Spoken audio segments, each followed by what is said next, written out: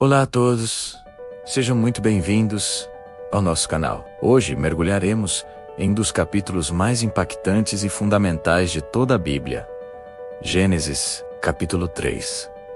Esta é a história da queda, um momento que redefiniu o destino da humanidade. Vamos explorar juntos a tentação, a desobediência e as consequências que ecoam até os dias de hoje. Se você está pronto para essa jornada profunda, vamos começar. No coração do paraíso, entre a perfeição e a inocência, surge uma figura sinistra.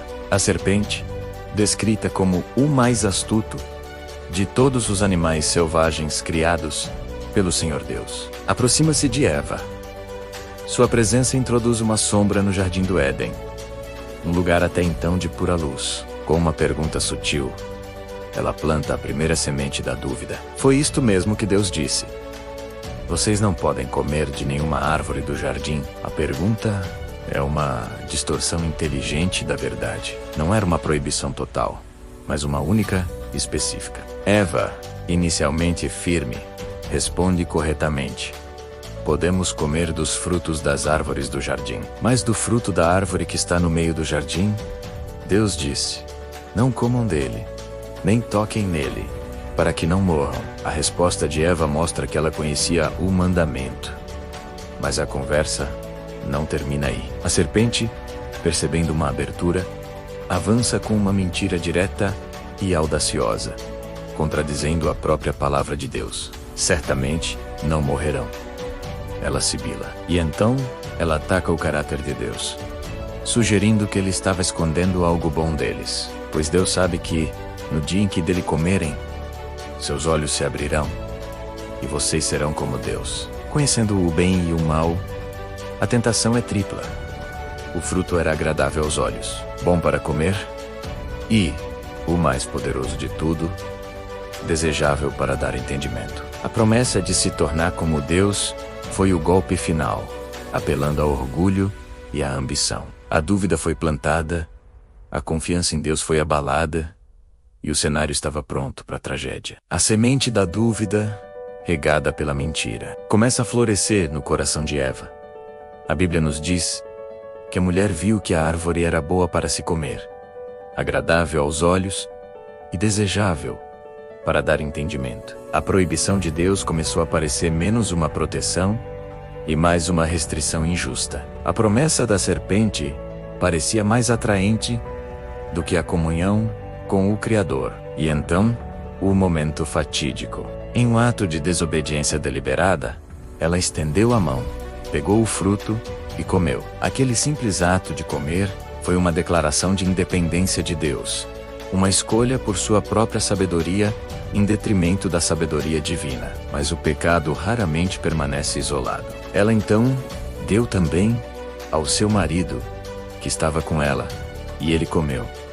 Adão não foi enganado pela serpente. Ele estava presente e escolheu conscientemente se juntar à rebelião de sua esposa. E naquele instante, tudo mudou. Os olhos de ambos se abriram, mas a sabedoria que eles ganharam não foi a divindade prometida. Em vez disso, eles perceberam sua própria vulnerabilidade, sua nudez. A inocência foi perdida, substituída por uma nova e terrível consciência: a vergonha. A conexão pura que tinham um com o outro e com Deus foi quebrada. Instintivamente, eles tentaram cobrir sua vergonha, costurando folhas de figueira para fazer para-se aventais. Um esforço humano inútil para cobrir uma falha espiritual. A comunhão perfeita no jardim foi rompida, e o medo tomou o lugar da confiança. Ao cair da tarde, um som familiar ecoou pelo jardim.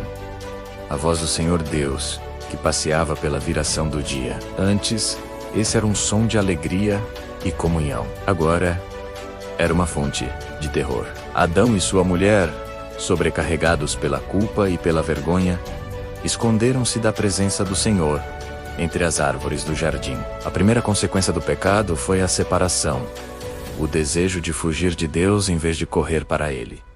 Mas ninguém pode se esconder de Deus.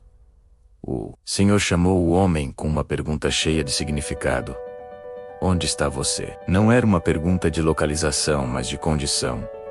Deus sabia onde Adão estava fisicamente. Ele queria que Adão reconhecesse onde estava espiritualmente. A resposta de Adão revela seu estado. Ouvi a tua voz no jardim e tive medo, porque estava nu. Por isso, me escondi. O medo e a nudez eram os novos companheiros da humanidade. Deus então confronta a desobediência diretamente. Quem lhe disse que você estava nu? Você comeu da árvore da qual eu o proibi de comer. E aqui, vemos outra consequência do pecado. A transferência de culpa. Adão culpa a mulher, e indiretamente a Deus. A mulher que me deste por companheira, ela me deu da árvore e eu comi.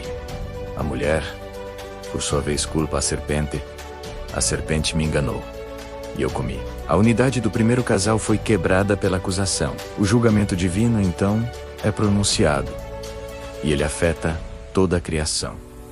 Primeiramente, Deus se volta para a serpente, a instigadora. Ela é amaldiçoada acima de todos os animais, condenada a rastejar sobre o seu ventre e a comer pó todos os dias de sua vida. E Deus estabelece uma inimizade perpétua entre a descendência da serpente e a descendência da mulher. Nesta maldição, encontramos a primeira promessa do Evangelho, o proto-evangelho.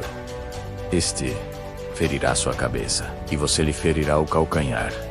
Uma profecia da vinda de Cristo, que esmagaria a cabeça de Satanás na cruz, mesmo sendo ferido no processo. Em seguida, Deus se dirige à mulher. Sua sentença envolve dor no parto e uma mudança na dinâmica do relacionamento com o marido. Para o homem, Adão, a maldição recai sobre a terra. O trabalho, antes uma atividade prazerosa, se tornaria penoso e frustrante. Com o suor do seu rosto você comerá o seu pão, até que volte à terra, visto que dela foi tirado, porque você é pó e ao pó voltará.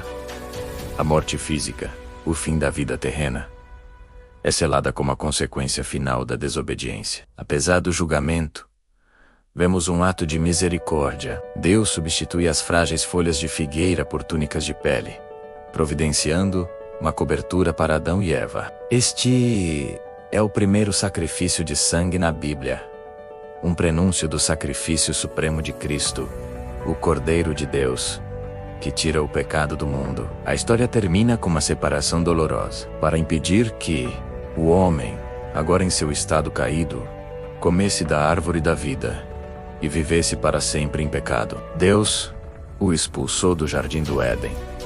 O paraíso foi perdido. O Senhor Deus colocou querubins, anjos poderosos, e uma espada flamejante, que se movia para todos os lados, para guardar o caminho para a árvore da vida. Adão e Eva foram enviados para um mundo, agora marcado pela dor, pelo trabalho árduo e pela morte. A comunhão perfeita foi quebrada, e a humanidade começou sua longa jornada a leste do Éden, ansiando pelo dia da redenção prometida. A história da queda não é apenas um relato antigo, é a nossa história. Ela explica a origem do pecado, do sofrimento e da morte que vemos no mundo. Mas mais importante, ela estabelece o palco para o plano de resgate de Deus. Um plano que se desenrola por toda a Bíblia e culmina em Jesus Cristo. Ele é o caminho de volta para a presença de Deus. A resposta para a separação que começou naquele jardim. Obrigado por nos acompanhar nesta jornada através de Gênesis 3. É uma passagem difícil, mas essencial para entendermos nossa condição e a profundidade do amor e da graça de Deus. Se esta reflexão tocou seu coração, por favor, deixe seu like, compartilhe com alguém que precise ouvir e se inscreva no canal para mais estudos bíblicos como este. Deixe seus pensamentos e perguntas nos comentários abaixo. Que Deus abençoe a todos e até a próxima.